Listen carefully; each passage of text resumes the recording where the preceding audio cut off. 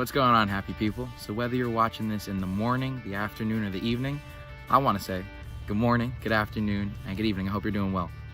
So what I want to talk to you guys about today is perception. And it's not just the perception that we have of ourselves and how we view ourselves, but our extrinsic perception, how we view the world around us.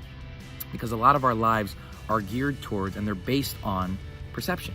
It's the way that we think about things, relates to the way that we act about certain things, and that's mainly how we go through our lives. It's acting to the perceptions of our things around us as well as ourselves. But what if I told you, because we all have these goals from where we are right now to where we want to be, and we have a predetermined path that we set in our own minds to be able to get there, and get there in our view, our perception, the best way possible. What if I were to tell you that there was more than one path, or maybe a better path, or a different path, or a more rewarding path? Wouldn't that be one that you'd maybe want to consider?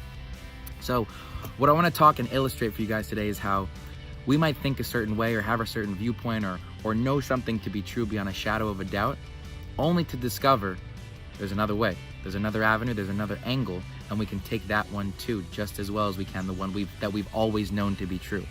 And changing our perception really is just one step closer to changing the whole world, because we're going to do this one day, one step, one person at a time. But imagine what we can do if we all do that together. So I want to illustrate that point for you real quick. And the best way to do it is with a story. And the best way to tell a story is with a poem, obviously, because everyone likes to rhyme. So I'm going to share a poem with you guys. That poem is called The Cookie Thief. It's by a woman named Valerie Cox.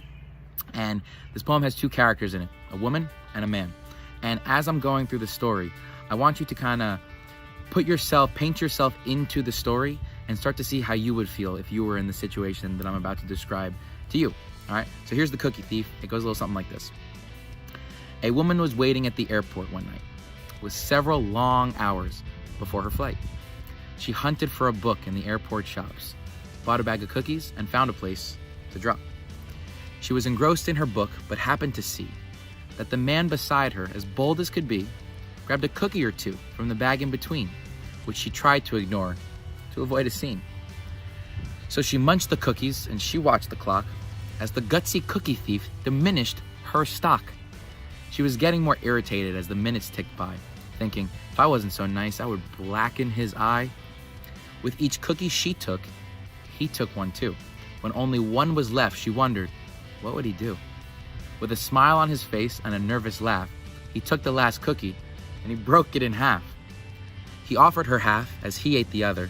She snatched it from him and thought, oh, brother, this guy has some nerve and is also so rude. Why, he didn't even show any gratitude. She had never been known when she had been so galled, and she sighed with relief when her flight was called. She gathered her belongings and headed towards the gate, refusing to look back at that thieving ingrate. She boarded the plane and sank into her seat. Then she sought for her book, which was almost complete. As she searched in her baggage, she gasped with surprise. There was her bag of cookies in front of her eyes.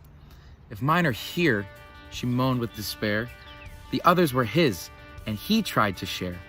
Too late to apologize, she realized with grief that she was the rude one, the ingrate, the thief.